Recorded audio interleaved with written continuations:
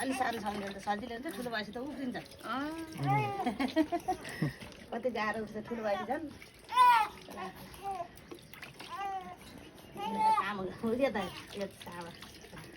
खोला खोला सानो लाला भयो भयो अब यहाँ अलिक अब अगाडि अब भयो हुँदैन